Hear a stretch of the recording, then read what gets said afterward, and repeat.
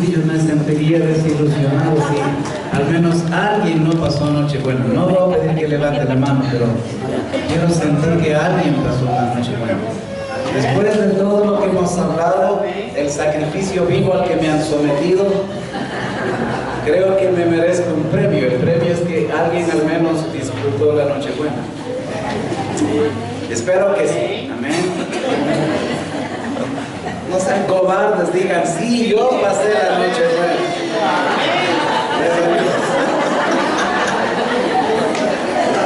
Ok. Bueno, antes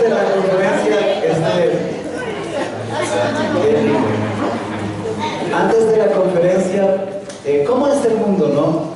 Que, como dice Isaías, a lo bueno nos ha empujado a llamarle malo, a lo dulce, amargo, a la luz, tinieblas. Oh, de eso no hablamos en bobería, cuando es de lo más bonito que el Señor quiere que hablemos y que disfrutemos, como hemos visto. Así que yo quisiera, antes de la charla, tomar unos minutitos nomás. Mi esposa quiere mostrarle algo que a mis hijos, yo tengo hijos fuera del matrimonio, ¿sí saben, no? ¿No? Bueno, los libros son mis hijos fuera del matrimonio, pero son bienvenidos por mi esposa, ella los quiere y todo. Entonces ella quiere hablar un poquito de estos libros. Son las últimas publicaciones, hay algunas antes y hay otras que están. Hay un libro que ya está por salir en un par de meses, Dios mediante, que es sobre la teología pastoral de Juan. Será un libro de como 400 páginas más o menos. Entonces habla de sus hijos putativos. Buenos días, hermanos, ¿cómo amanecieron? Muy bien. Bendecidos.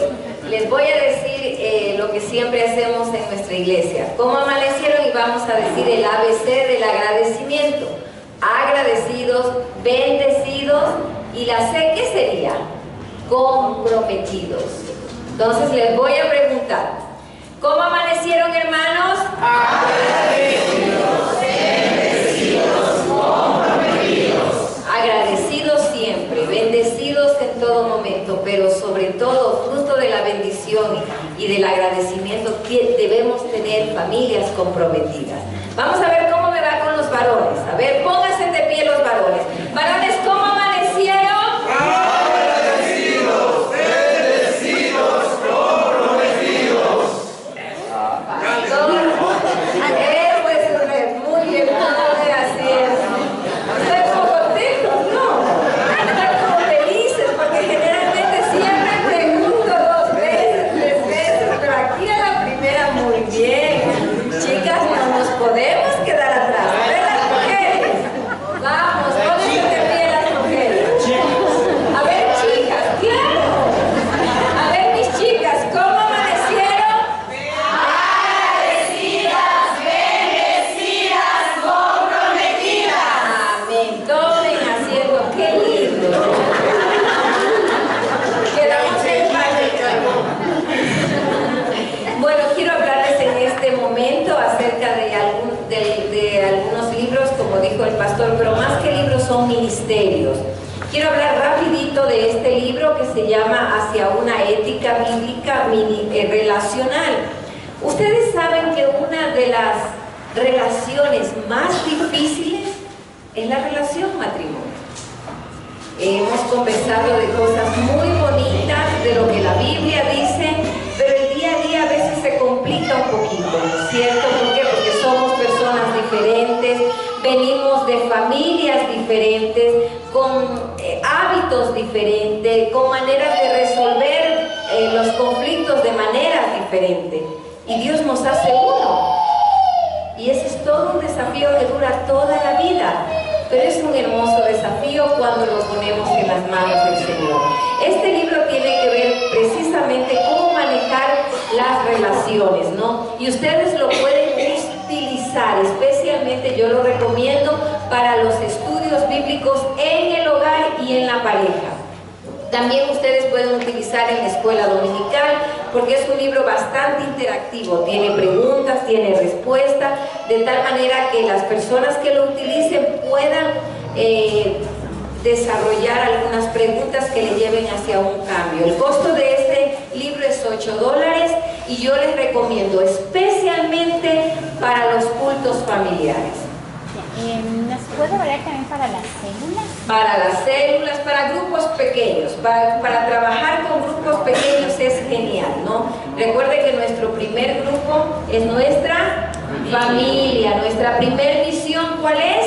La familia, y luego tenemos las células, claro que sí. El segundo libro fue un libro que fue impreso ya hace bastante tiempo y tiene que ver con el libro de Lucas. Es un estudio exegético, versículo por versículo, de todo lo que es Lucas. Lucas es un escritor gentil, es uno de los preferidos escritores de mi esposo, porque nos entiende un poquito más a los que no somos judíos, ¿no? Y nos hace ver una visión del tiempo de Jesús desde la cultura judía, pero también gentil, porque él era médico. Entonces yo les recomiendo a aquellos que quieren profundizar, especialmente a maestros de escuela dominical, tienen que profundizar en la Biblia, y un buen libro sería el comentario bíblico. También quiero hablarles sobre el costo. Es 25 y solamente tenemos 2, y lamentablemente esos 2 están en el país, no es más. Nosotros 3 de los libros que tenemos aquí vienen desde la Casa Bautista de Publicaciones en El Paso, Texas, y es difícil por el asunto de las salvaguardas y todo, pero esto lo conseguimos antes de los impuestos. El costo real es $36, pero tenemos los 2 últimos en $25 y solamente están esos 2 en el país, hasta que venga una nueva importación, y lamentablemente vienen con precios diferentes, ¿no? Porque los traen desde el exterior. También este libro se llama Hacia una identidad bautista, ¿no? Y a veces nos preguntamos, ¿y por qué somos bautistas? Ay, unos por ahí responden, es que venimos también de Juan el Bautista. No tiene nada que ver con eso. Entonces, usted quiere saber cuáles son nuestras raíces, tiene que leer este libro, porque nos explica de dónde nacemos. Lo más importante, ¿qué creemos los bautistas? ¿Cuáles son las doctrinas básicas de los bautistas? Algo que a mí me gusta mucho de las iglesias bautistas es que siempre explican qué doctrinas, ¿no es cierto, pastor? Los pastores siempre están enseñando las doctrinas básicas que creemos de la Biblia, porque cuando tenemos bases firmes podemos tener una relación con nuestro prójimo de una manera mucho más bíblica, como dice las Escrituras, ¿no? El fundamento. Y por último quiero terminar el libro de matrimonios. Ustedes ya lo tienen cada una, y quiero terminar con esta Biblia. Esta Biblia es de estudio, ¿no? Y fue escrita por varios eruditos latinoamericanos. Esa es la diferencia de otras Biblias. Lamentablemente hay muy pocos escritores latinoamericanos, y tenemos que siempre traducir Biblias a nuestro idioma, y en la traducción a veces uno pierde mucho del sentido exegético de lo que dice la palabra de Dios. Pero esta Biblia fue escrita por eruditos latinoamericanos, exegetas, biblistas, y entre ellos el pastor Joselito, que escribió las notas exegéticas, los artículos de Mateo y de Lucas. Así que yo les recomiendo para maestros de escuela dominical, padres de familia que quieren enseñar. Hoy día vamos a aprender cómo se hace el ejercicio de ser sacerdotes reales, ¿no? Tú eres el sacerdote de tu hogar, de tu esposa, de tus hijos, especialmente a los esposos. Y las esposas también. Nosotros enseñamos, sostenemos al esposo y enseñamos a nuestros hijos. Y debemos tener conocimiento. No hay cosa más linda que conocer la Biblia. Tú puedes saber mucho de moda, mucho de tecnología, mucho de remedios caseros, mucho de decoración del hogar, pero lo que te va a hacer crecer como una mujer sabia es cuánto conoces de la Biblia, cómo manejas la Biblia, cuáles son parámetros tuyos para vivir la vida cristiana, la vida en el mundo.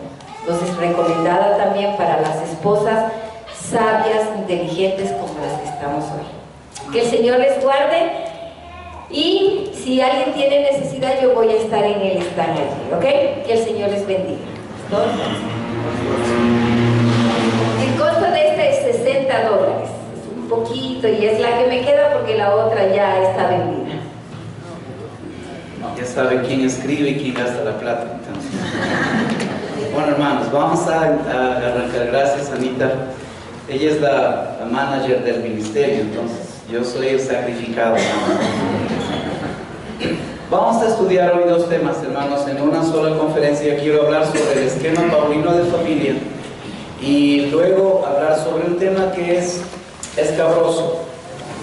Y a mí me gusta meterme en lo escabroso, porque esos son los temas que a veces se les saca el cuerpo. Yo no soy de aquellos que les saca el cuerpo a las cosas, sino que habla de lo que hay que hablar. Y vamos a hablar del sometimiento también hoy, ¿de acuerdo? Hermanas. Ok. Y van a disfrutar. ¿Quién más va a disfrutar la conferencia de sometimiento? No son las mujeres, son los varones. Porque el problema del sometimiento no está mayormente en las mujeres, el problema está en los varones. Así que las mujeres van a estar contentísimas hoy. Bueno, vamos a ver Colosenses capítulo 3, versículo 18 al 21. Tenemos en la pantalla, pero este es un pasaje muy paradigmático, decimos, muy específico cuando hablamos acerca de la familia. Hemos ido de lo personal a lo matrimonial, ahora vamos a lo familiar. ¿Sí me explico? Hablamos del perdón, eso es algo muy intrapersonal. Ahora luego hemos hablado de sexualidad en el matrimonio y eso tiene que ver con pareja. Y ayer picamos un poquito el tema de familia también, hablando de paternidad. ¿Qué tipo de padres debemos ser? Y hemos tratado de hacer un paneo, un espectro global de lo personal, matrimonial, la paternidad, y ahora vamos a familia, ¿de acuerdo? Y vamos a cerrar un poco el congreso acá. Dice la Escritura, esta es una versión católica, de vez en cuando, esta es una, especialmente para los líderes, es un consejo muy respetuoso, pero es un consejo técnico. No le tengan miedo a las, como suelen decir, a las Biblias católicas. Para empezar, corrección. No existe la Biblia evangélica y la Biblia católica. No existe. La Biblia es una sola. Punto. Así que no le tenga miedo. Compre una Biblia católica, como dicen, y léala. Es palabra de Dios.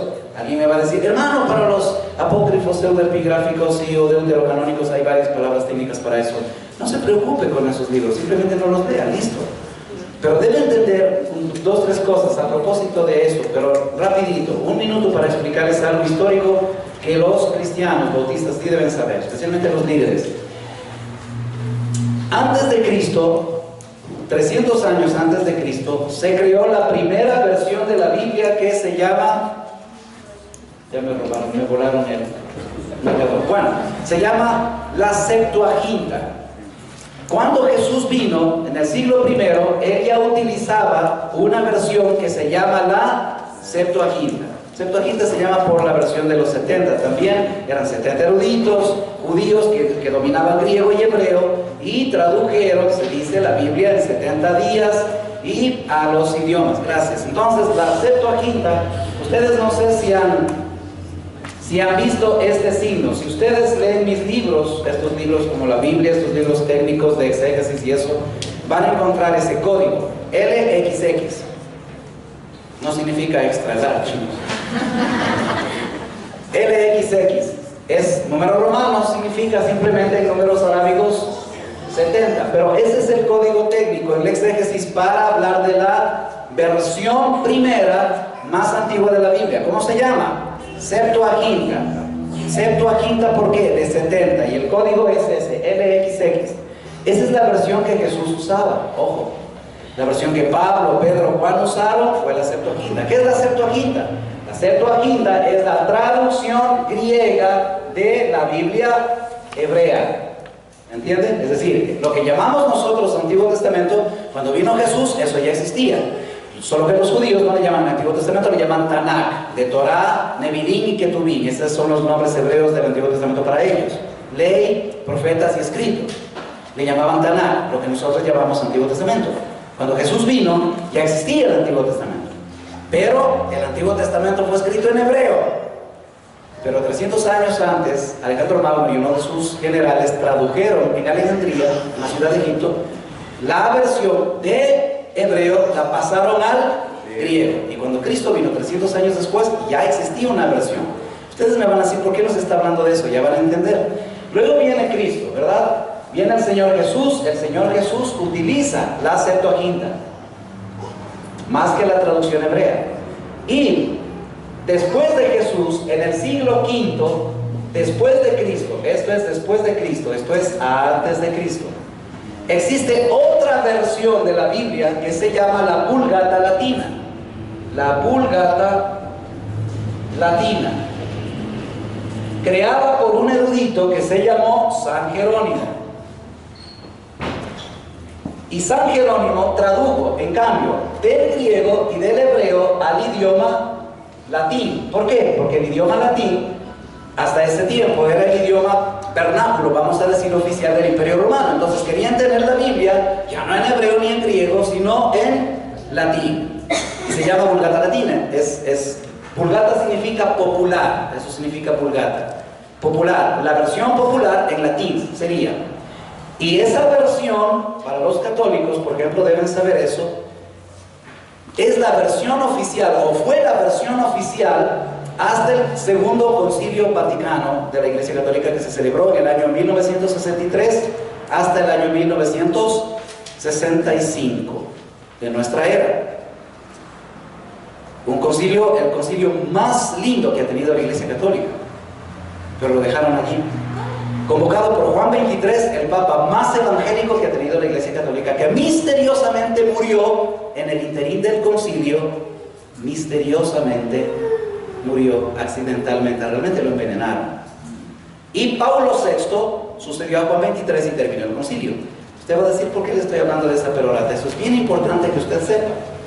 Porque en la Vulgata Latina, San Jerónimo tradujo del griego y el hebreo al latín, pero los mismos 66 libros que tiene la Biblia. Y los libros que llamamos epigráficos, pseudoepigráficos, deuterocanónicos, apócrifos, lo que sea, esos libros San Jerónimo los puso como un apéndice al final del canon bíblico. ¿Y qué pasó después? Pasaron los años, viene el siglo XVI, se levanta un fulano que se llama Martín Lutero, establece la reforma, 31 de octubre de 1517, lanza sus 95 tesis en la capilla de la Universidad de Wittenberg, donde él enseñaba ética con griego. Lutero era erudito en el griego y enseñaba ética con el libro de Gálatas, y enseñando Gálatas, ética con Gálatas, descubre que la justificación no es por obras, sino por la fe. Luego coteja con Romanos y toda la cosa. Y se lanza lo que llamamos la Reforma Protestante, que a propósito, el próximo año, hermanos, el 31 de octubre del próximo año, vamos a celebrar ¿cuántos años de la Reforma Protestante? 500 años de la Reforma Protestante. Y espero que ustedes, la Iglesia Bíblica Bautista de Carapungo, hagan una celebración, ¿cómo sería? Un aniversario, qué sé yo, pero por todo lo alto de ese evento histórico. Ahora, vamos cerrando la cosa. Una clase de historia y no sé por qué me metí acá. Ahora, para que sepa que me encanta enseñar. Ahora, Lutero lanza la reforma y luego la Iglesia Católica, en el 1548, por allí más o menos, lanza otro movimiento que se llama la Contrarreforma. ¿Para qué? Precisamente para contrarrestar el movimiento protestante de Lutero. ¿Y sabes qué hicieron? Y aquí te necesito en cuerpo y alma. Tomaron la Vulgata Latina de San Jerónimo, que tenía los 66 libros, y para diferenciar su Biblia de la Biblia de Lutero, metieron los apócrifos dentro del canon bíblico. ¿Pero cuándo lo hicieron? Hace 500 años. ¿Lo hizo San Jerónimo en el año V, en el siglo V? No, señor. La Iglesia Católica lo hizo para diferenciarse, para marcar espacio, distancia con lo que se llama la Biblia protestante. ¿Entendió ahora un poco más? Usted debe saber eso para que discute inteligentemente con nuestros amigos católicos. La Biblia es una sola, ¿lo entendió? Es una sola, así que compre una Biblia católica, tenga, yo he leído 2 Biblias católicas, la Biblia de Jerusalén, de tapa a tapa, ¿no? De Génesis 1:1, Apocalipsis 22:21. Y no es malo, en la iglesia usted debe tener una versión católica también. ¿Ya? Me metí allí solamente por explicarles esto.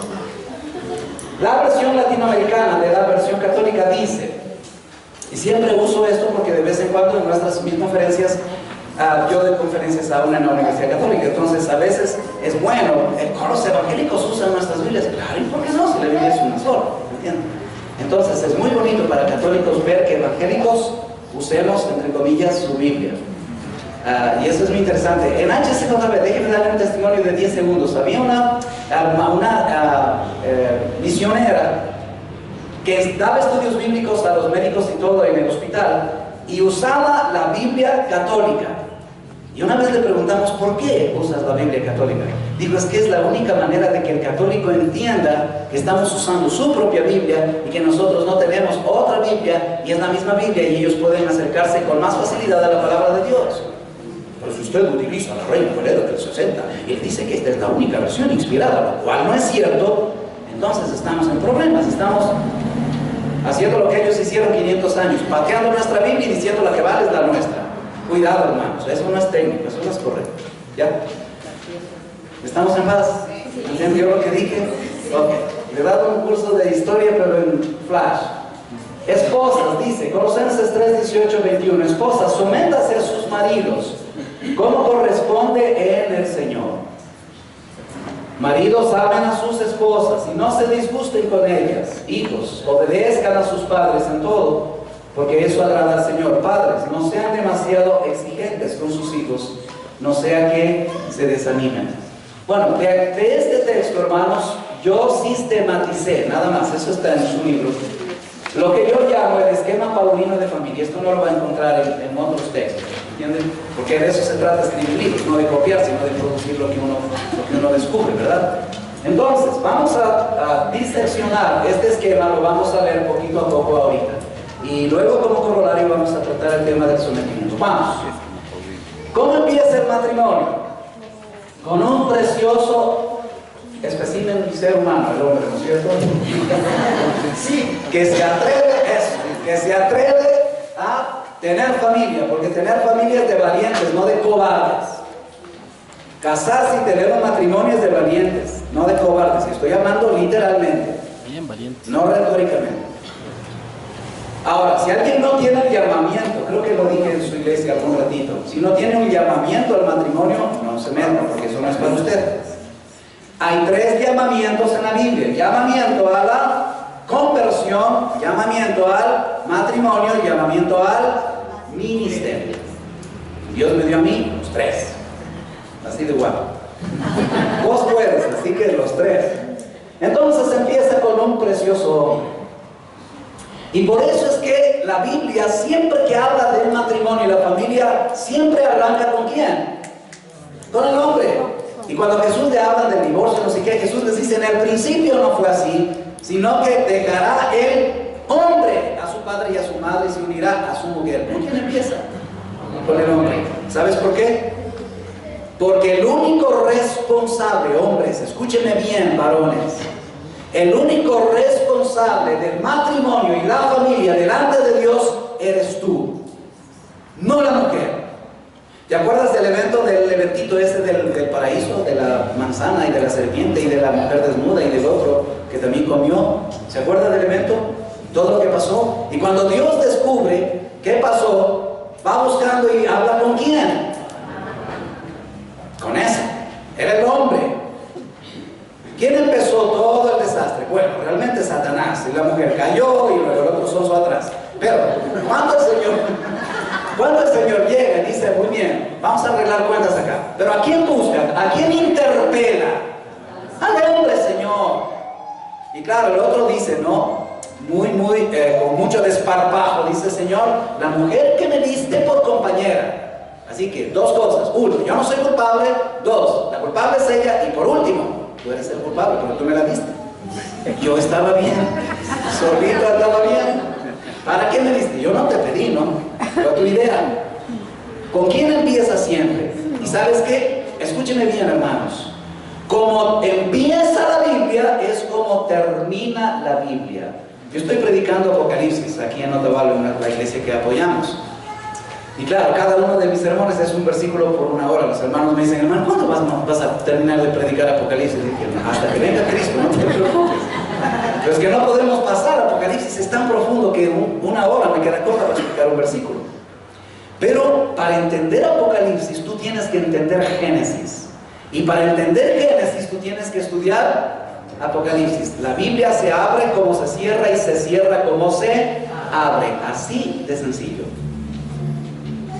¿Cómo empieza la Biblia? Con un huerto. ¿Cómo termina la Biblia en Apocalipsis? Con otro huerto. ¿Cómo empieza la Biblia? Con un árbol. ¿Cómo termina la Biblia? Con otro árbol. ¿Cómo empieza la Biblia? Con una pareja. ¿Cómo termina la Biblia? El Génesis con otra pareja, Cristo y la iglesia. Adán y Eva, ¿lo entendió? Y siempre es el hombre el que paga los platos rotos, amigo.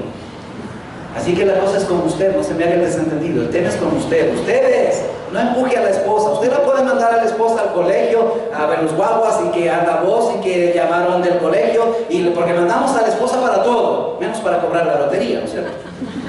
Pero la esposa va a todo, a pagar la luz, a pagar esto, a la escuela. Ella es la gerente del hogar.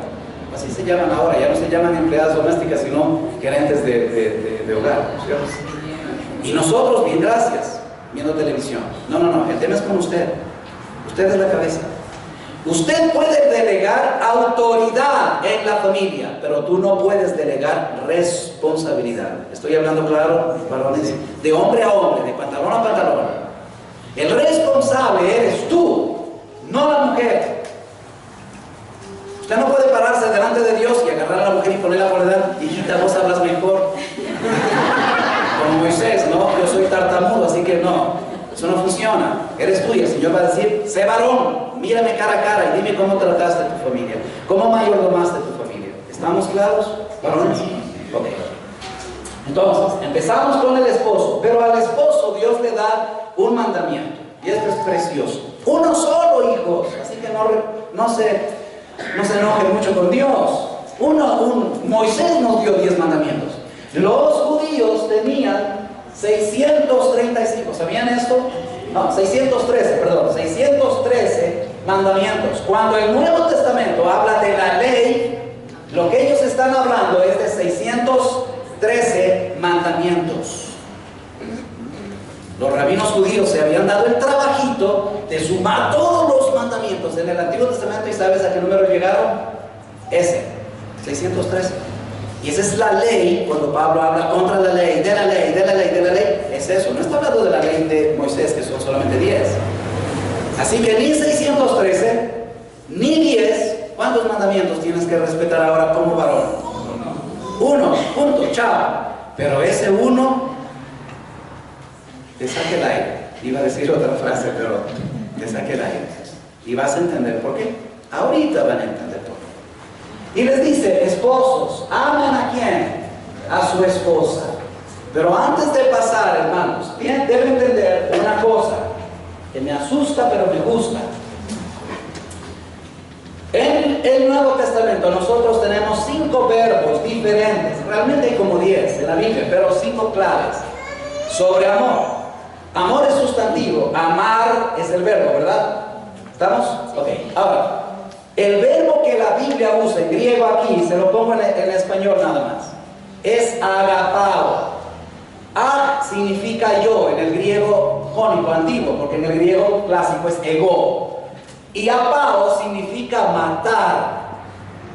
Matar o morir. Cuando juntas esto es amar. Y de aquí sale un sustantivo que es agape. Eso sí han oído, ¿verdad? Agape, pero este es el sustantivo, amor.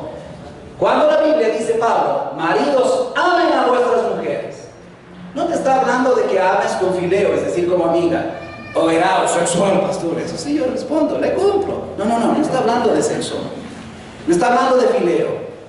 Es que es mi pariente, mi amada. No está hablando de estorgeo. Es que tengo que amarla de caridad. No está hablando de cariteo. Son los otros verbos. ¿Cuál verbo en griego es el que usa Pablo acá? Ahora es español, pero en griego, ¿cuál es el verbo que usa? Es agapao. En griego se escribe diferente. Agapao. Y ag significa vamos, yo. Y apao significa, cuando dice agapao, significa significa matar el yo. Matar el yo. ¿Para qué? Para bendecir al otro. Romanos 5:8, sin abrir la Biblia, a ver si ustedes saben Biblia. Eso. Vamos, pero igualitos, si no va a parecer rezo esto. Rezo en funeral. Vamos, 2, 3. Mas Dios muestra su amor para con nosotros, que siendo aún pecadores, Cristo murió por nosotros. Agapao. Mas Dios muestra su amor, agapao. ¿Y cómo lo hizo? Que aun siendo pecadores, Cristo mató el yo por nosotros. ¿Entendiste ahora? Dígame que sí o no, hermano. Sí. Esto es estudiar la Biblia. Entonces, cuando la Biblia dice, esposo, ama a tu esposa, no está hablando, hermanos, por favor, de algo romántico. Esto no tiene nada que ver con romanticismo, aunque nos guste. Yo creo que soy bastante romántico, soy músico y toda la vaina. No, mi esposa me ganó con el piano, ya les dije ayer, creo. No está aquí, ya puedo hablar con libertad. Un bendito piano fue el culpable, condenado piano. Por eso estoy acá casado con ese concepto. Y me gusta ser romántico. Pero acá no está hablando de romance, hermanos, por Dios. Esto no tiene absolutamente nada que ver con romance. Esto tiene que ver con espiritualidad. Agapao es el mismo verbo que Juan utiliza en 3:16 cuando dice, ¿cómo va? Porque de tal manera amó Dios al mundo, etc. Amó, agapao, otra vez. En otras palabras, Pablo está diciendo, hombres, amen a sus mujeres con el mismo amor con que Dios te amó a vos.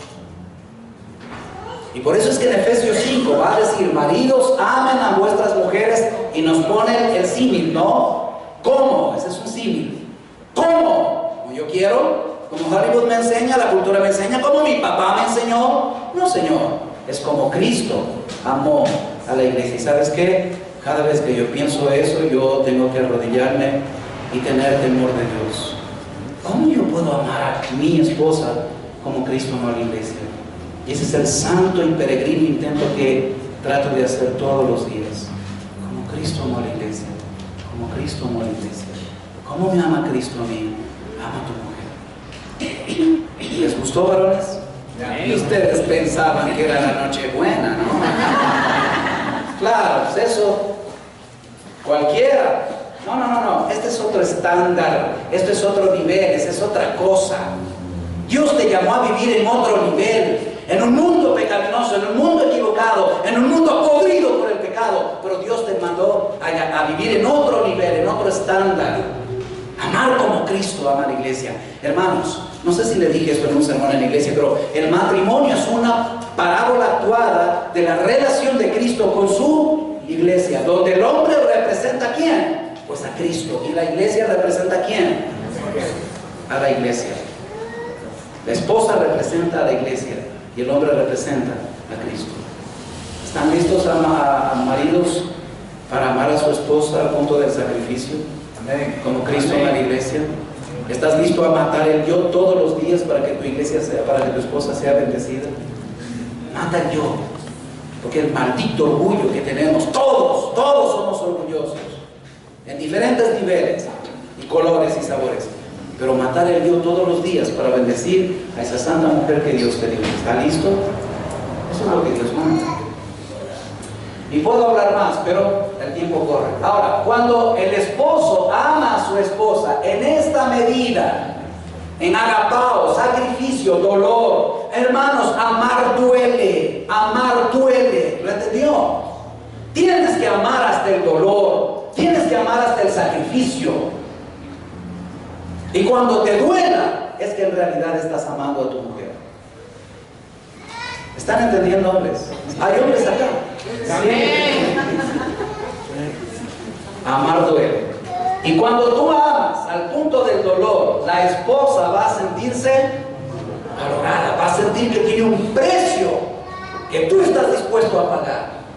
¿Sabe cuál es la necesidad existencial más importante de su mujer? No son las cirugías plásticas, hermanos, ni un buen casa, el buen carro o algo así, buenos cosméticos y el perfume no sé cuantito.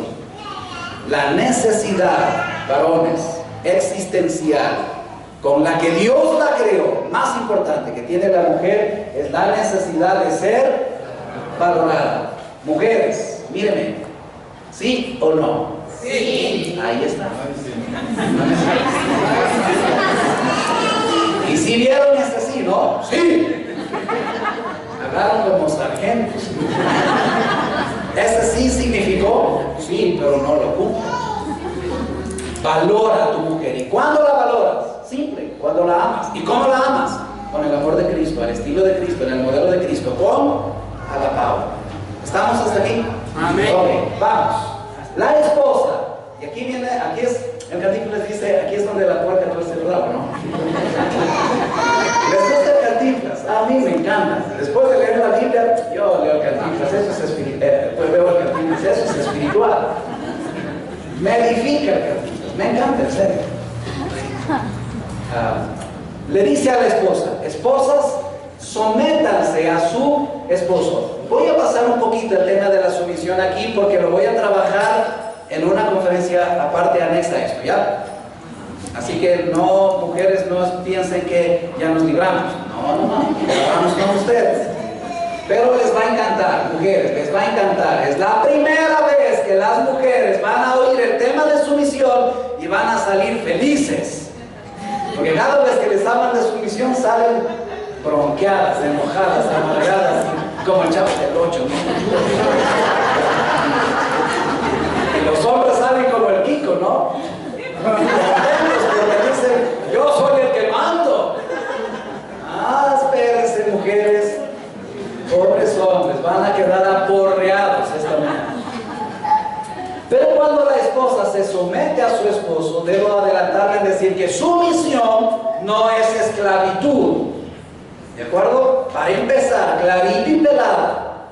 Se somete a su esposo. Ese es un mandamiento, mujeres. Tú no tienes chance a decir me gusta o no, lo hago o no. Los mandamientos no se discuten. Los mandamientos simplemente se cumplen. Los mandamientos simplemente se obedecen, se cumplen, se hacen, se ejecutan. Listo. Es que no me gusta. A mí me importa un pepino que no te guste.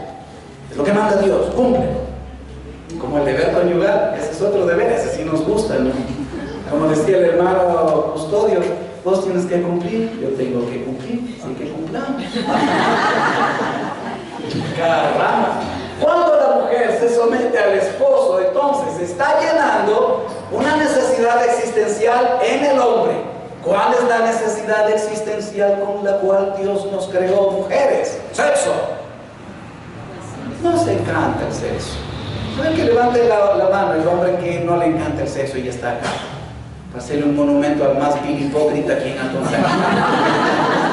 No, con espiritualismos bobos. Si no te gusta el sexo, estás mal, pues estás en problema, no eres del varoncito. Eres del otro, pateas por izquierdo. ¿Les gusta el sexo, sí o no, varones? Sí. Todos los días nos gusta, ¿no es cierto? Si fuera posible, si no fuera mucha molestia. Sería bueno, pero bueno, hay que dormir también de vez en cuando. Ahora, ¿pero sexo es la necesidad más importante? No, señores. Comida, nos gusta comer. Dice que el Evangelio dice, donde hay 2 o 3 reunidos en mi nombre, ahí estoy yo en medio de ellos, dijo Jesús, ¿no? Los bautistas han modificado, hemos modificado ese versículo, dice, donde hay 2 o 3 bautistas reunidos en su nombre, hay mucha comida. Y se nota. Cuando usted ve a un adventista, da pena, parecen tipas. Pero ve a un bautista, hasta da vergüenza, ¿no es cierto? Mire, aquí hay unos bautistas, pero más bautistas que fueron bautistas. No miro mucho. Pero nos gusta comer, ¿sí o no? Al Señor Jesús le encantaba comer. Y él mismo dice, viene Juan Bautista, no come ni bebe, y le dijeron fulano de tal. Viene el Hijo del Hombre que come y bebe y le dice, vamos, no le digo, Dios mío, este es comilón y alza el codo. Y el propio Jesús dijo que eso es lo que dicen de él. ¿Sí ha leído eso, verdad? No han leído, no sean mentirosos. Ok. La esposa, sométase al esposo, pero cuando el esposo tiene una esposa que se somete, la necesidad existencial con la cual Dios lo creó, nos creó, es la necesidad de ser respetados. ¿Verdad que sí, hombres? Nos gusta el sexo, nos gusta la buena comida, nos gusta la cama tendida, la ropita limpia, los calzoncillos, ¿cómo se dice? Cocidos, porque tienen a veces unos respiradores artificiales. Y uno se pone el calzón y siente frío y dice, ¿qué pasó? Hay un extractor de aire, ¿ok? Por favor, estarás cosiendo. Me pasa a mí. Señor. Pero nos gusta todo eso, ropita limpia, bien comido, todo chévere. Pero eso y son necesidades. Pero la necesidad más importante que queremos de ustedes, mujeres, es el respeto. Respete a su marido. ¿Pero cómo lo respetas? ¿Cuándo lo respetas? Cuando te sometes. Pero aguántese un ratito. Ya voy a explicarle. En una charla completita, que ni pensaba dársela, voy a explicarles lo que es sumisión. ¿De acuerdo? Y es verdad, las mujeres van a salir, sinceramente, en serio, felices acá. Luego habla Pablo de los hijos. Paso esto rapidito, porque quiero enfocarme más. Acá no tenemos hijos, entonces normalmente nos detenemos aquí para hablar cuando hay hijos, ¿no? Porque esta es una conferencia para familia completa. Pero vamos a pasar. Luego Pablo habla de los hijos y dice que los hijos también tienen un mandamiento. ¿Para con quiénes? Para con los padres. ¿Y cuál es el mandamiento? Obediencia. Punto. Punto. No tienen que pararse de cabeza, ni tienen que ser los mejores del colegio, ni los abanderados, no sé qué. Esas son boberías. Son tonterías, son esnovismos, son orgullos bobos. Ay, quiero que mi hija sea la bastonera del colegio, que no sé cuánto. Tonterías. Mostrando ahí las piernas para que entonces se agasaje. ¿Eso quiere? O sea, no. Esas son boberías. ¿Cuál es el mandamiento para los hijos? El que tú debes como papá y mamá reclamar y exigir. Reclamar y exigir. ¿Cuál? Obediencia. ¿Por qué? Porque cuando los hijos cumplen el mandamiento de la obediencia a los padres, están llenando una necesidad existencial por la cual Dios creó a los padres. ¿Cuál es la necesidad? La necesidad de ser honrados por parte de sus hijos. ¿Cuál es el mandamiento para los hijos? Según el Antiguo Testamento y según el Nuevo Testamento. Y Pablo dice, este es el primer mandamiento con eso, con promesa. ¿Y cuál es la promesa? Que todo te vaya bien y que vivas mucho tiempo, tengas larga vida. ¡Qué chévere es eso! Bendito sea Dios por eso. Yo perdí a mi mamá hace 23 años y perdí a mi papá hace 7 años. Y sigo honrando a mis padres. Sigo honrando a mis padres, llenándolos de honra a mis padres. Y no como otros que avergüenzan y son una vergüenza, como dice Proverbios, de sus padres. Yo puedo hablarte mucho sobre eso, pero no hay muchachos acá, así que vamos a pasar. Pero la gente no tiene ni idea de qué es honrar al padre y madre. Honrar es pagar los honorarios. Honrar viene de honor y honor viene de honorario. Cuando tú le pagas al médico, al ingeniero, al arquitecto, al albañil, al carpintero por lo que ha hecho, le estás pagando su honorario. Cuando le pagas el honorario, lo estás honrando. ¿Qué es honrar padre y madre? Llevarles un charanga changa ahí cuando cumplen, ¿cómo se llama? Aniversario, día del padre, de la madre. Boberías. Honrar padre y madre es cuidarlos de la misma manera en que ellos me cuidaron a mí. Sepultarlos en honor con dignidad. Que tengan su comida, su vestido, su medicina, su cuidado, compañía, hasta cuando sean viejitos, hasta cuando Dios les dé la vida. Y no andarlos peloteando. Llévate al viejo vos, llévate a esa vieja vos, a vos te quería, a vos te dio la herencia, sí, vos te pareces más, a vos te quería. A mí me pegaba, viejo desgraciado, yo no quiero saber nada. Y ven, llévate acá, llévate acá. Y viven los viejitos de casa en casa. Lees un poco en mi libro de ética, yo tengo una historia bastante interesante, que le hace reír, pero también le hace pensar. Y tratamos así a los ancianos. No, señor. Honrar significa pagarle los honorarios a nuestros padres en la misma manera que ellos nos cuidaron a nosotros. Qué diferente, ¿no? No ha sido tan romántico. Yo que pensaba que había que llevarles cajas de chocolates cuando cumplen el Día del Padre y de la Madre. Tonterías. Eso es lo que Satanás quiere que hagas. Y se acuerdan del padre y de la madre un día al año. ¿Y el resto? Que lo recuerde Dios, ¿no? Porque Dios es bueno y misericordioso. Luego dice Pablo, hablando de los padres, que también tienen un mandamiento respecto de los hijos. Ese mandamiento se llama ¿cómo? Disciplina. Disciplinar a sus hijos. Y a mí me encanta esto, porque creo que les dije anoche, la palabra disciplina en el griego viene de la misma raíz de donde viene otra palabra en griego, que es la palabra, ya lo saben, discípulo. En griego discípulo es mathetes. Discípulo, disciplina. Ir por todas las naciones y hacer discípulos. ¿Cómo se hacen discípulos? Disciplinándolos. Y Pablo dice, en la disciplina del Señor. Es decir, en la disciplina del reino, en la disciplina de la Biblia, de la palabra, no en lo que yo creo. Y cuando tú disciplinas a tus hijos, los estás haciendo discípulos ¿de quién? De Cristo. ¿Lo entendió? Que no estés orando por las naciones cuando tus hijos están yéndose al infierno. ¿Comprende lo que digo? Le he dicho, lo dije ayer en la meditación de la cena. Reino de Dios. La comunidad del reino es la iglesia. Y la agencia misionera del reino de Dios es la familia. Así que enfócate en la etné de la que Cristo hablaba, porque eso dice el griego. Patata etné, todas las etné, naciones, familias. Naciones es una mala palabra traducida allí. Jesús no habló de naciones, habló de familias. Familias, la tuya y la mía. Sé discípulo allí, haz discípulos allí. Lleva al cielo a tus hijos, como diría el doctor Rogers. Disciplina. Y cuando tú disciplinas a los hijos, estás llenando la necesidad más grande que tienen tus hijos, que no es educación. Hay que darles la mejor educación posible. Una buena casita cuando yo me vaya, que cada uno tenga algo para dejarles, la herencia, qué sé yo, eso es bueno. Pero al fin del día, eso es materialidad pura. ¿Qué es lo que les va a servir a los hijos cuando tú ya no estés? Porque saben que van a morir antes que sus hijos, teóricamente. Entonces, cuando tú no estés, ¿qué es lo que le va a servir a tu hijo para enfrentar la vida solo? Como debe ser. ¿Qué es lo que le va a servir? La seguridad en Cristo, la seguridad en sí mismo. Un muchacho, una muchacha seguros, autónomos, libres para tomar sus propias decisiones, con valor, con coraje, para enfrentar la vida. No mediocres cobardes que fracasan en la vida.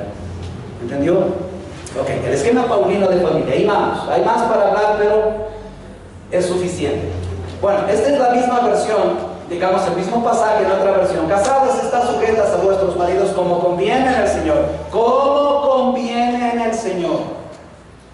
Así que acá no es amoldarse a mi manera, ¿verdad? Maridos, amad a vuestras mujeres y no seáis ásperos, groseros, dice el griego, con ellas. Hijos, obedeced a vuestros padres en todo, porque esto agrada al Señor. Padres, no exasperéis, no embronquéis, no encolericéis, dice el griego, a vuestros hijos, para que no se desalienten. Bueno, ahí va el esquema paulino, es lo que hemos tratado hoy. A esposos amando a la esposa para que la esposa sea valorada. Esposa sometiéndose al esposo para que el esposo sea respetado. Los hijos obedeciendo a los padres para que ellos sean honrados. Los padres disciplinando a los hijos para que ellos tengan seguridad.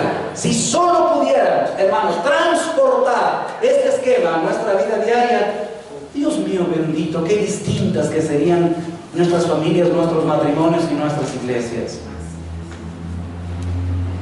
Le he dicho, creo hasta el cansancio, la iglesia no está en el corazón de Dios, sino la familia. El reino se dispara no a partir de la iglesia, se dispara a través y a partir de la familia. La suma de estas familias hacen una iglesia saludable. Pero nosotros, como somos campeones, siempre nos gusta poner la carreta delante de los caballos. Nos enfocamos en la iglesia mientras estamos perdiendo nuestros matrimonios con infidelidad, adulterio, pornografía, nuestros hijos en el mundo. Estamos orando y predicando a otros cuando nuestros propios hijos ni al culto van con nosotros. Qué ridículo, ¿verdad? Volvamos a donde Cristo siempre nos quiere ver. Vuelva al corazón de Dios, la familia. Bueno, ¿tiene alguna pregunta sobre esto hasta aquí? Porque pues vamos a hilar y hablar sobre el sometimiento ahora. ¿Tienen preguntas? ¿No? ¿Siguen dormidos? ¿Sí? ¿No? Hay una pregunta que... ¿Qué se llama esquema paulino? Esquema Paulino es de Pablo, porque Pablo es el que en el libro de Colosenses y en el libro de Efesios, Colosenses y Efesios son dos cartas gemelas, se dice. Aunque la carta de Efesios no se llama Efesios, realmente no fue una carta de Efesios. En otra conferencia les explico, ¿ya? Pero no existe la carta de Efesios. Y alguien va a decir, ¿y por qué se llama Efesios? Invíteme a otra charla y les explico por qué. No hay chance ahora, pero no fue, no es. Entonces Pablo en la carta de Colosenses, en la que llamamos Efesios, habla de esto. Y decimos Paulino como Juanino. Juanina de Juan, Paulino de Pablo, Petrino de Pedro, Joselitino de Joselito. Paulino era. Ok. ¿Estamos hasta aquí? Muy bien. Sometimiento en el matrimonio. Yo quiero que hablemos sobre esto, porque este es un tema que es espinoso, que a veces hasta duele un poco a las familias de tratar. ¿Hasta qué hora vamos, pastor, con esto? Ahí tenemos 10:10. Hasta las 11. Déjeme revisar bien, porque estaba con el perdón y la disculpa de todos mis hermanos. Aquí tenemos cuarto de hora de refrigerio, pero el refrigerio lo hacemos mientras estamos. ¿Qué es el refrigerio, hermana Amanda? Manzana, vamos a seguir haciendo como ayer. Sí, va a ser así. Vamos a poner el tiempo. Entonces, vamos hasta las 12:45. Pero con esta conferencia. Con esta conferencia estamos terminando a las 10:40, a las 10:45. Perfecto. Chéveres. Tenemos. Con esta conferencia hasta. Sí, unos 5 minutitos antes, es decir, a las 10:55, ya, para los 5 minutos masticar la manzana. Muy bien. Y se recuerdan del pecado de Adán. Que a propósito, lo que comieron esos prójimos no era manzana, era ni la ballena que se comió a Jonás era ballena, no era ballena, era vacía. En realidad, el hebreo no dice que era ballena. Hay un montón de cosas ahí. En otra conferencia. Es otra charla.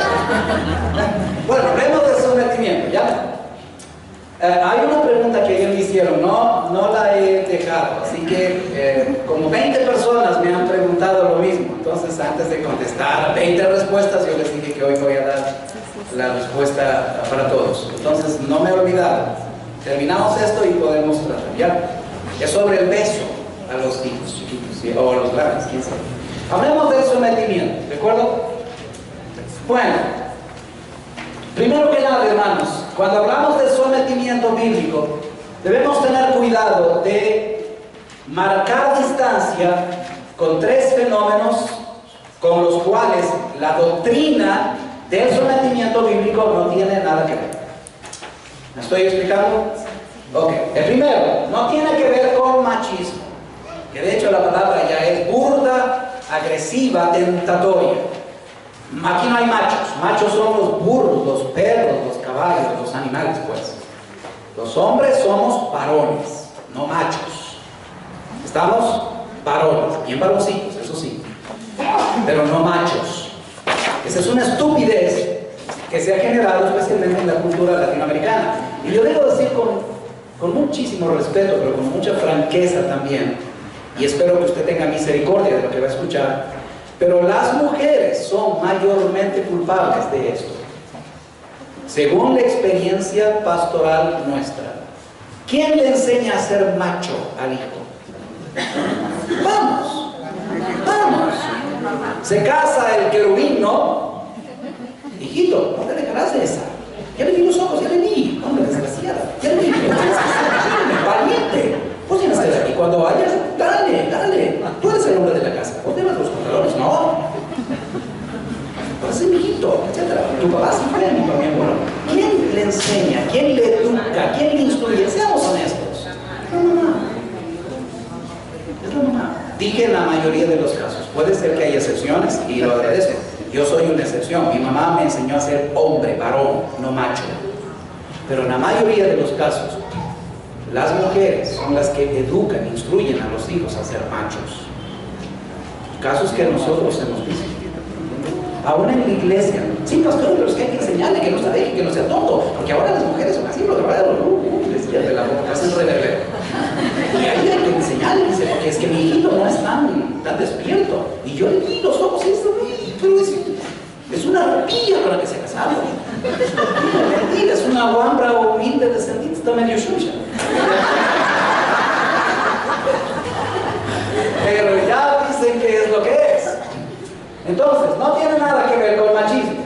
Segundo, tampoco tiene que ver con otro fenómeno que dolorosamente está metiéndose en nuestras iglesias y se llama feminismo. Y con todo el respeto, pero hay iglesias que tienen pastoras, y eso no es bíblico. Lea mi libro de Identidad Bautista y estoy explicando bien clarito, teológicamente, exegéticamente, por qué no hay pastoras. Ya, eso no le cuadra a mucha gente hoy, porque hay pastoras. A mí me pudre eso, porque ustedes van a ver el modelo. Eso viene de la Biblia. ¿Cómo se llama el libro? Si no le gusta hacia una identidad bautista, este rojito. Otra vez, más despacio. Hacia una identidad bautista. Este libro. Les recomiendo ese libro. A $8. A 8. Al final. Yo hablo de la teología, mi esposa habla de eso. Bueno, pero ahí al final hay un capítulo que dice el pastorado de la mujer. Léalo. Ok. Entonces, hay esta corriente que se llama el feminismo, que lo que básicamente dice es que usa mal textos bíblicos y dice que ya no hay hombre ni mujer. En este libro yo estoy explicando todos los textos bíblicos que ellos mal utilizan, los estamos explicando exegéticamente, es decir, lo que realmente la Biblia dice. Porque, escúcheme hermano, a usted no le debe interesar ni importar lo que yo creo que la Biblia dice. A usted le debe interesar lo que la Biblia realmente dice. ¡Punto! Y yo le he dicho eso a uno de mis hermanos en la iglesia. Cuando alguien venga a predicar, exígele que te predique lo que la Biblia dice, no lo que cree que la Biblia dice. No sé si entiende el punto de la diferencia. Ok. Entonces, feminismo. Y ahora las mujeres mandan, las mujeres somos inteligentes, las mujeres podemos hacer todo. Bueno, no pueden hacer guaguas pues, sin nosotros. ¿Cómo es que pueden hacer todo? Hagan guaguas sin nosotros, a ver si pueden, ¿no? ¿Pueden hacer todo? Háganlo. Esa es una bobería. Entonces, feminismo. Y uno de los brotes de este feminismo es esto de tener pastoras y obispas. No les he contado el chiste del obispo, ¿no? Un día, para que se relajen, unos están atornillados al asiento allí, hablando de esto. Pero un día llegó a mi casa un hermano de la iglesia de Candelaria. Nosotros hemos ayudado mucho a Candelaria por años, unos 8, 10 años. Se llama José Cajamarca este hermano, es quichua, casi no habla español, ¿no? Y llegó a las 5 de la mañana, creo, porque ellos no tienen horario, ¿no? Ya va a amanecer, pues ya hay que ir a visitar al pastor. Entonces llegó con un saco de choclos, porque nunca vienen, tampoco aquí vengo con una mano adelante y la otra atrás, vienen con alguna cosita. Entonces, con un saco todo de choclos, y claro, él venía por una cosería. Él tiene una esposa que no es creyente, y al pobre hasta le pega. Y un chiquito así, pobrecito, le debe dar como a Puchimolo, ¿no? Y entonces siempre llora conmigo, mi esposa no es cristiana, bueno, es católica, hermano, pero no le quiere al pobre, le pega y no quiere ir a la iglesia y todo. Entonces él venía para consejería, así que hablamos, se sentó a la mesa, hermano José, comimos una comidita, un desayuno, hablamos, la consejería, todo lo bla, tratando de hacerme entender. Entonces al final se quedó bien callado y me dice, así de silencio, vos no eres pastor. No, vos no eres pastor, vos eres obispo. Sí, obispo eres vos. Y yo dije, Dios mío santo, esta es una revelación. Yo creía que era, y ni pastor soy, porque ese título me queda grande. Pastor, obispo, ya me subieron de categoría. Y él lo dijo con tanto aplomo, con tanta reverencia, que francamente me asustó. Después vino mi esposa y dice, hola, mijito, que no. ¿Qué mijito ni qué 8 cuartos? No he dicho, soy obispo. Me queda viendo raro. Mi esposa sabe que yo soy chistoso. Así como soy aquí, soy en la casa. Yo soy bien transparente, en todo lado. Entonces, ¿qué te pasa a vos? Digo, sí, hermanito José me acaba de dar, ¿cómo se dice? La ordenación. Pero no te preocupes, si yo soy el obispo, vos eres la avispa. ¿Qué? Ahí sí ya le gustó. Entonces ahora hay obispos y avispas, ¿no? Y unas bien avispadas que andan destruyendo hasta hogares, destruyendo iglesias, destruyendo ministerios. Y tenga cuidado, y le voy a dar un nombre. Esta es señora Joyce Meyer. Tenga cuidado con ella. Si la ve, no la vea más. Ya no la veo más. Ella es una de este grupo de feminismo, metido en la iglesia. ¿Ah? Entonces, y otro es el liberalismo, ¿no? El liberalismo significa ni machismo ni feminismo, aquí manda el que más avispado sea. Punto. Liberalismo significa no reglas, no principios, no valores. Me importa maridos que les importa un cuerno si su marido o la mujer los engaña. Es más, invitan a otro para hacer el famoso eso y todo lo demás. Eso es liberalismo. Entonces, el sometimiento bíblico no tiene que ver con machismo, feminismo ni liberalismo. No tiene que ver con eso. ¿Qué no es sometimiento? Muy rápidamente, sometimiento no es autoritarismo. Ajá, anoche aprendieron los conceptos. Vamos a ver. Una cosa es ser autoritario y otra cosa es ser vamos. Autoritativo. ¿Cuál es la diferencia? Les suplico, hermanos, denme sus neuronas ahorita. Préstemelas por un rato. El autoritario, a ver, mejor si se lo pongo acá. El autoritario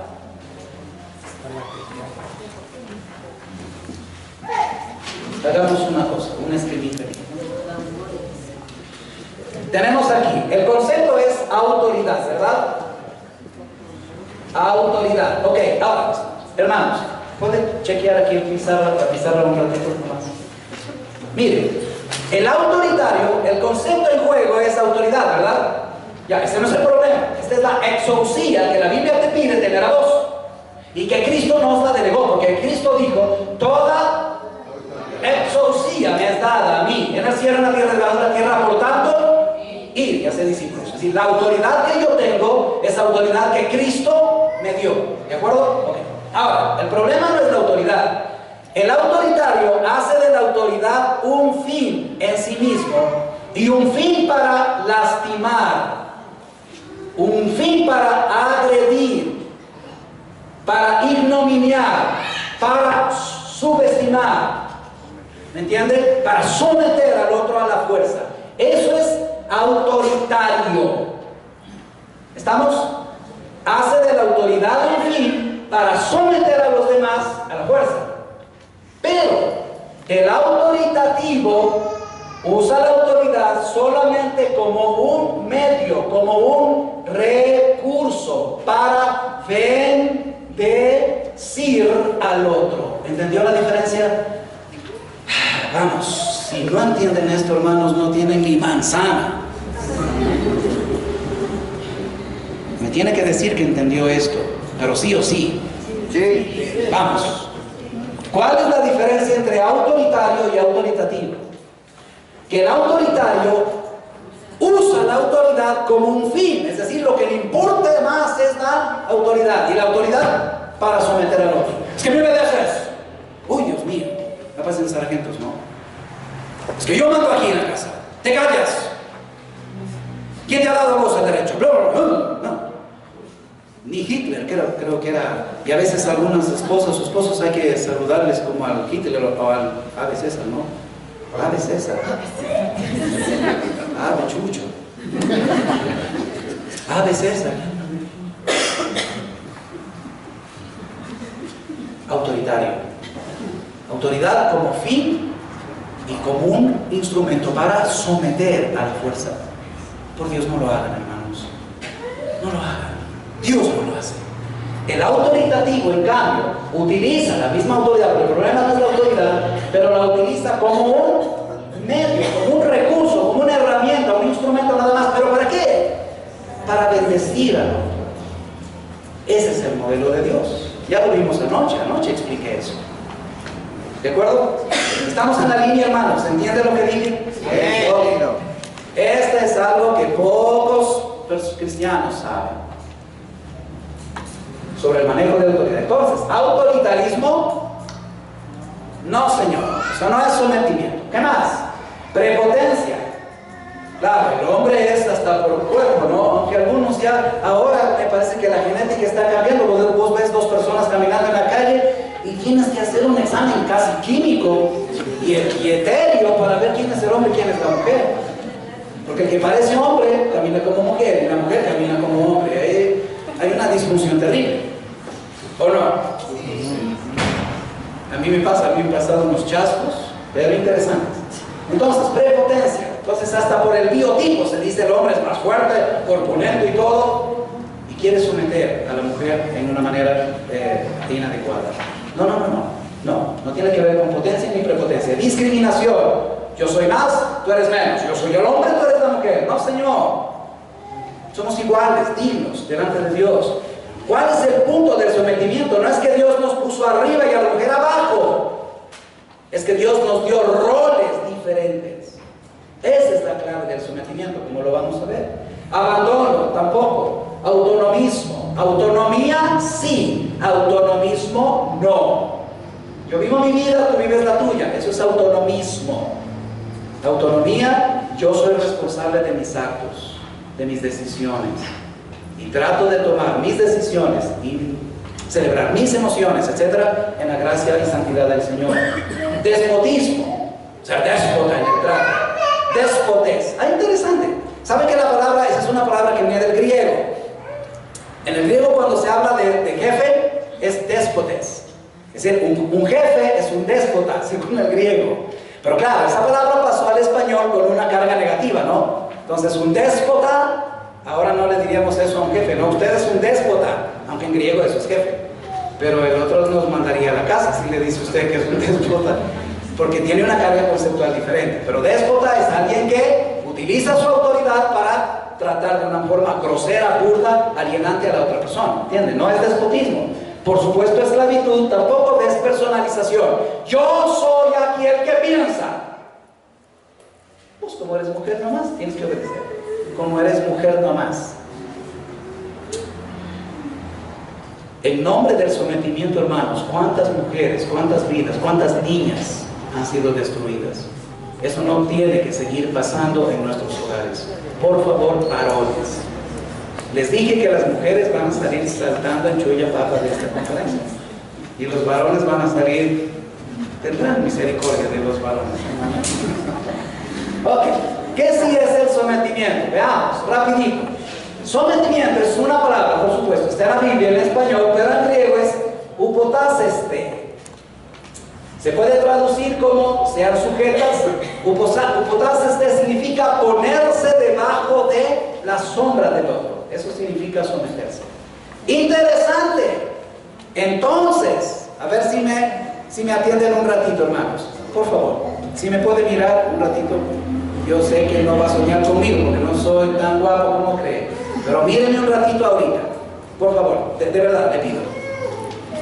Upotaseste en griego no tiene el sentido de poner algo debajo de mi pie. ¿Lo entendió? No, ese no es el sentido. Porque lo aplasto, porque lo destruyo, lo humillo, lo ignominio. Ese no es el sentido.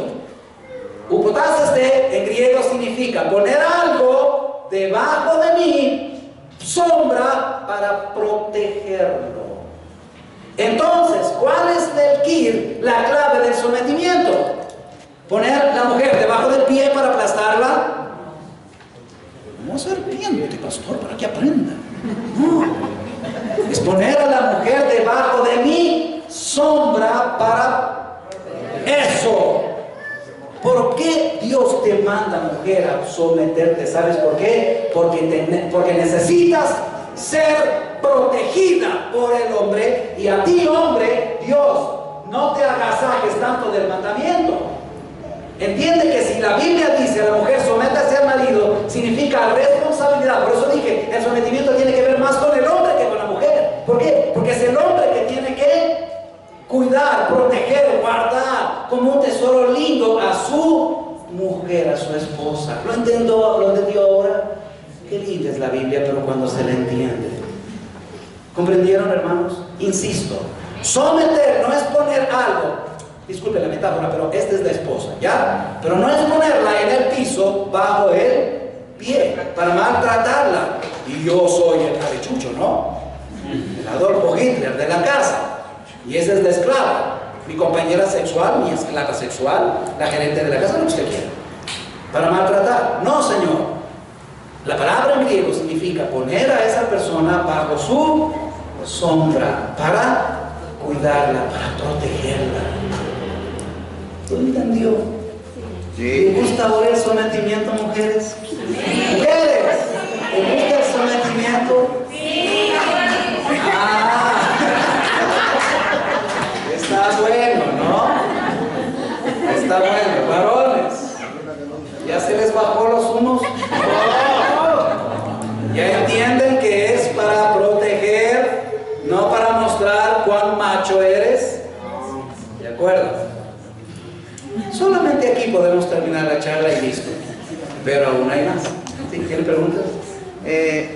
Algo que me ha intrigado un poco es ¿por qué y en qué tiempo más o menos se dio esto de que en tiempos bíblicos mismos se dio tan poco valor a la mujer?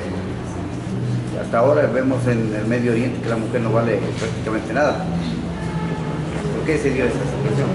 Uy, eso hay que necesitaría mucho tiempo para explicar. Pero eso viene desde el Edén, amigo. Eso viene desde el paraíso, del conflicto de Adán y Eva, desde allá. Tú preguntas ¿desde cuándo? Pues desde allá. Y la cultura judía generó esta animadversión contra la mujer. Uy, Dios mío, si yo les contara lo que la cultura judía, cómo la cultura judía era contemplada a la mujer. La mujer tenía varias, la mujer era maldita, ¿saben eso? Cuando en un hogar judío nació un hombre hacían fiesta, cuando nació una mujer hacían luto. En la cultura greco-romana, mientras la mujer estaba pariendo un bebé en una sala, el griego, el romano estaba sentado en otra sala. Y como no había sonograma, no sabían si era hombre o mujer hasta que pariera, ¿verdad? Entonces venía la comadrona y ponía, si salía mujer, cogía la guagua y la ponía en el piso del griego o del romano. Y si él se agachaba para recogerla, significaba que la aceptaba. Pero si no se agachaba para recogerla, la comadrona cogía la guagua y la ponía en el portal de la casa para que cualquiera se lo lleve, o la botaban en el basural viva para que los perros se la coman. Así de simple. Entonces, ¿desde cuándo viene eso? Desde el Edén. La mujer era maldita por ser mujer. Por eso los fariseos ortodoxos, hasta el día de hoy, tienen una oración odiosa. Y dicen, la repito por didáctica, ¿no? Dios, te doy gracias, porque no me has hecho publicano, no me has hecho gentil y no me has hecho mujer. Alabado sea, Señor. ¿Te gusta? Entonces, cuando nació una mujer, hacía luto. Cuando la mujer se casaba, y no es que se casaba, la casaban. La mujer no tenía derecho a escoger marido.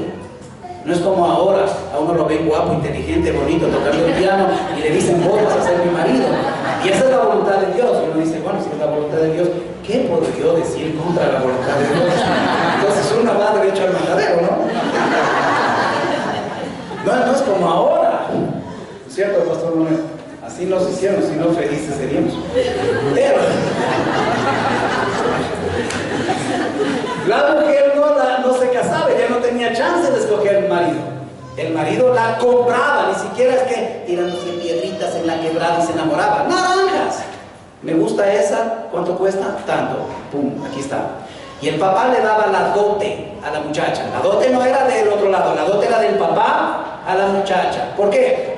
Porque el papá de la muchacha sabía que esto puede tronar, se separan y para que viva el resto, tenga algo de qué comer, de qué alimentarse, el papá le daba la dote a la hija, que eran animales, en joyas, en terrenos o en dinero. Así que la dote no era del suegro, la dote era del papá. Y ya entiendes por qué. Y cuando esa muchacha se casaba, o la casaban, y se quedaba viuda, maldita por segunda vez. Porque por tu culpa, Dios te quitó el marido. Vos, mujer pecadora, maldita. Y si tenía un hijo y el hijo se moría, maldita por perder al hijo. Esa era la situación de la mujer. Cuando Cristo viene, por eso me encanta el Evangelio, por Dios, por eso lean el Evangelio. Aunque sea el Evangelio de Marcos, que es chiquito. En un año se han de lograr. Pero lean la Biblia. A mí me desespera cuando cristianos no leen la palabra de Dios. Y tienen ahí la fuente y andan muriéndose de sed, como dice la canción, ¿no? Pero en el Evangelio, Cristo resarció la dignidad de la mujer. Lean mi libro que está por salir. Cuando yo explico el pasaje de Juan, capítulo 8, versículo 1 al 11, que ni siquiera es de Juan, ese pasaje es de Lucas, está mal puesto en el texto de Juan. Tal vez no debí decirles eso. Pero es palabra de Dios.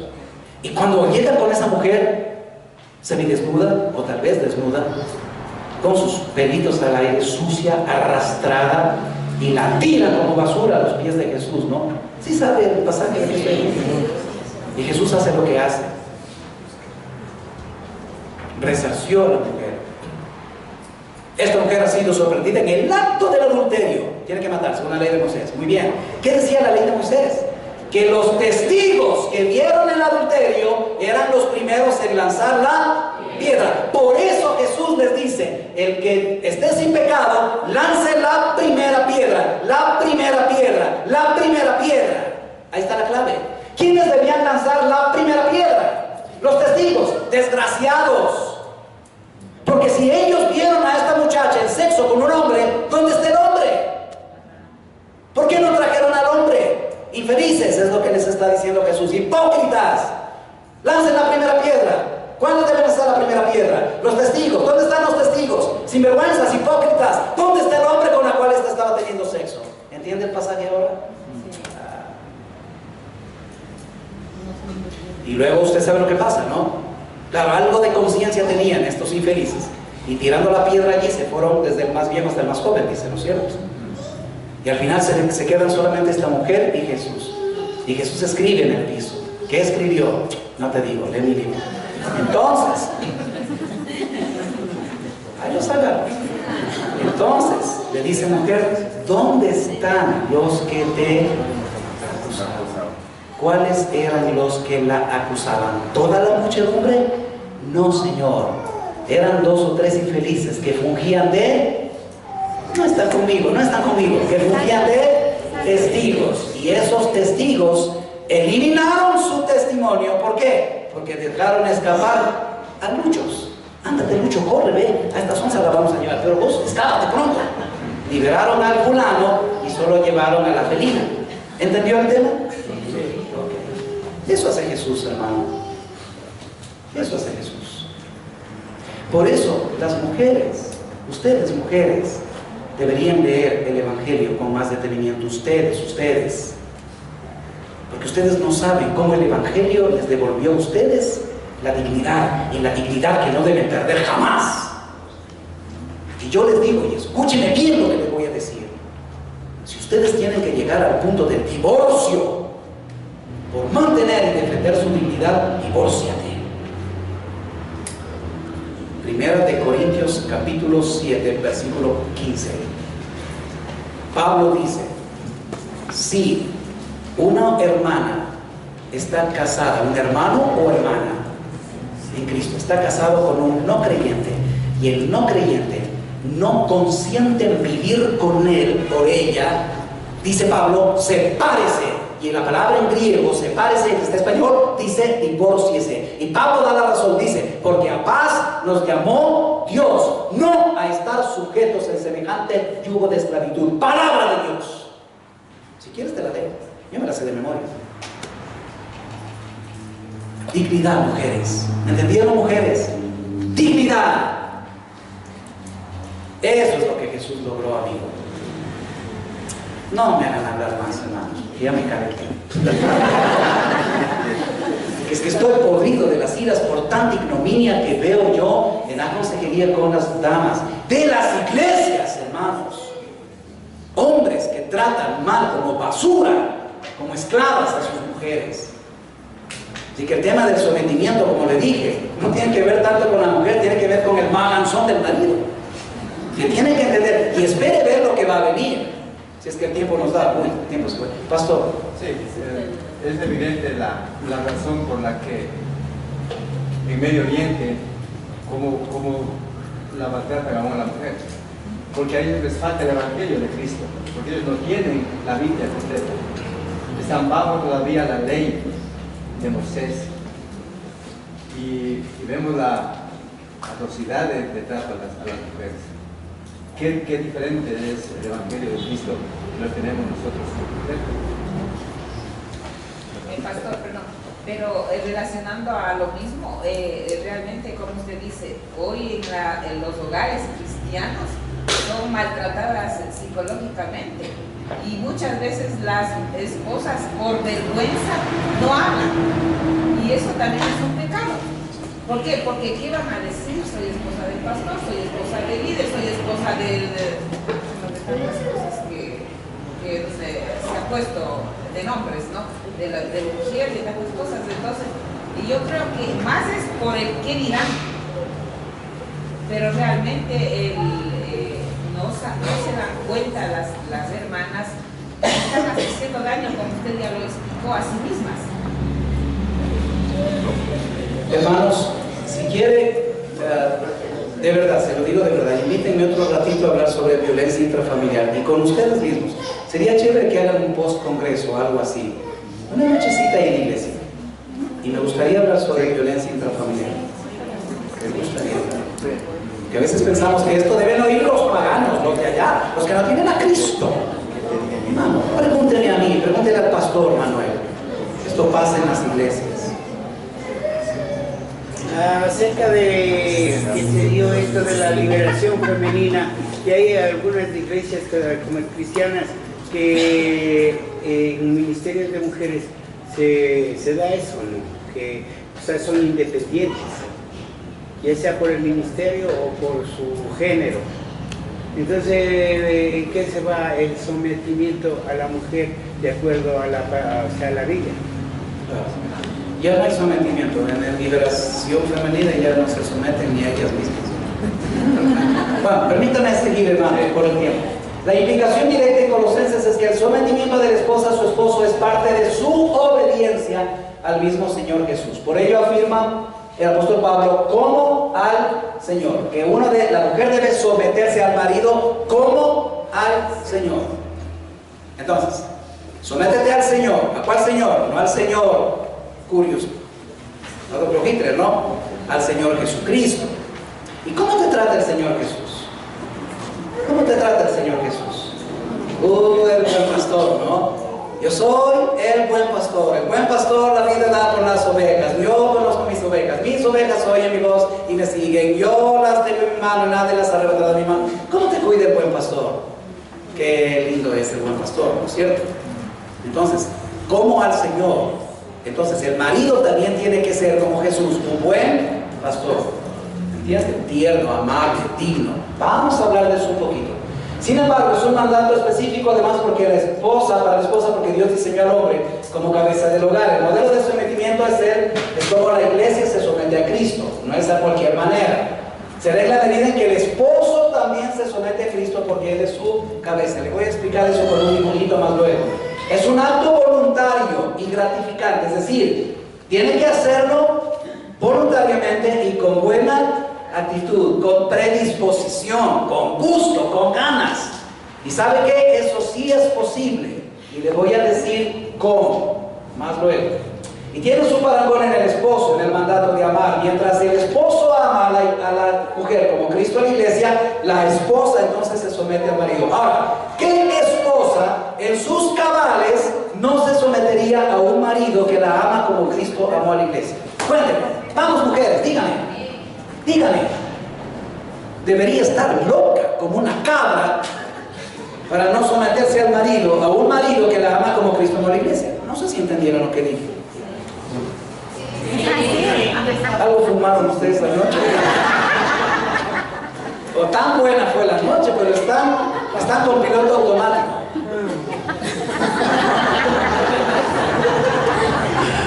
Déjense de cosas, hermano. Yo también soy ser humano y aquí estoy, y más que ustedes, funcionando mi cerebro, haciendo revoluciones por mí. Entonces, ¿entendió lo que dije? Sí. Voy de nuevo. ¿Qué mujer en sus cabales no se sometería a su marido que la ama como a Cristo a la iglesia? Cuéntame. Ninguna, ¿verdad? Ninguna tendría problema con no someterse. Lo haría con amor. Qué lindo someterme a este hombre, porque sé que nunca me haría daño, que nunca me diría algo malo, que nunca haría algo malo contra mí, que está para protegerme, está listo a dar su vida por mí. Yo me someto al papucho ese, ¿no es cierto? Al gordito ese, o al flaquito ese. Ok, vamos, terminando un poquito. La pirámide bíblica del sometimiento. Les pido toda su atención acá. Miren, hermanos, vamos a hacer una pequeña exégesis, se dice, de la palabra de Dios. Un solo versículo. ¿Cuál versículo? Este que está aquí, que nos encanta mucho. 1 Corintios 11:3. Lo podemos leer juntos en la pantalla, con las pocas fuerzas que nos quedan. ¿Listo? 2, 3. Pero quiero que sepáis que Cristo es la cabeza de todo hombre, y el hombre es la cabeza de la mujer, y Dios es la cabeza de Cristo. Van a pensar que es un versículo del Papa Francisco, este es de la Biblia. Vamos, otra recita, este fue ensayo. Ahora tienen que escuchar en el Panamericano. Ya, 2, 3. Pero quiero que sepáis que Cristo es la cabeza de todo hombre, y el hombre es la cabeza de la mujer, y Dios es la cabeza de Cristo. 1 Corintios 11:3.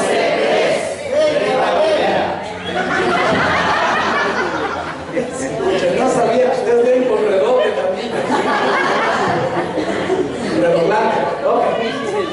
Hermanos, regálenme 7, casi 10 minutos para terminar. ¿Ya? Mire, le suplico, no le pido, le suplico, atienda, entienda, aprenda esto. Palabra de Dios, ¿no? El apóstol Pablo, y escribiéndole a una de las iglesias, si no a la iglesia más perversa, más carnal, más mundana, lo que tú quieras, pecaminosa del Nuevo Testamento, les dice eso. Además, donde había liberación, liberalismo femenino, por todas las alturas. Porque aquí había un culto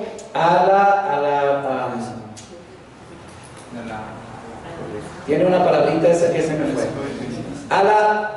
No es esterilidad. Fertilidad. El culto a la fertilidad sexual. Donde habían sacerdotisas, habían como 2500 sacerdotisas. Bonitas, lindas guapas, y salían con panderos bailando por Corinto, invitando allí y para atrás y para adelante y como sea, y bailando con panderos y medias luchas, ¿no? Vengan al culto de la fertilidad de Afrodita, se llamaban Diana los romanos, y claro, iban a hacer el culto, ¿no? ¿A qué me lleva el culto? Yo quiero una cola. Iban allá como borregos al matadero. ¿Y a qué iban? A tener sexo, orgías sexuales, lo que quieras. Una película 3X de ahora le queda corto a lo que hacían en ese tiempo. ¿Y quiénes estaban al frente del culto? La liberación femenina, sacerdotisas. Por eso es que la Biblia habla muy claro sobre el orden jerárquico que aquí vamos a ver, sobre eso. ¿Ya? Ok, volvamos acá. Y dice el apóstol Pablo, quiero que sepáis, esto es como Pablo dijera, a ver, esto ya lo sabían, pero vamos de nuevo. Quiero recordarles, se han olvidado, carambas. Este es el orden, es lo que dice Pablo, ¿entienden? Quiero que sepáis. Y usted necesita saber, también, 2000 años después. ¿Y qué debemos saber? Y aquí viene la clave, hermanos, del sometimiento. Solo este versículo te enseña lo que yo diría toda la teología del sometimiento. Si usted me regala su atención, usted lo va a aprender.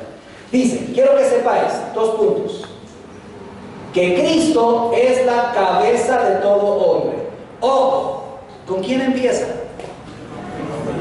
No, ¿con quién empieza? Con Cristo. Enfoca tu vida en Cristo. Mientras tú tengas a Cristo como la piedra angular, como dijera el propio Cristo y el apóstol Pedro después, tú tienes el resto suavecito.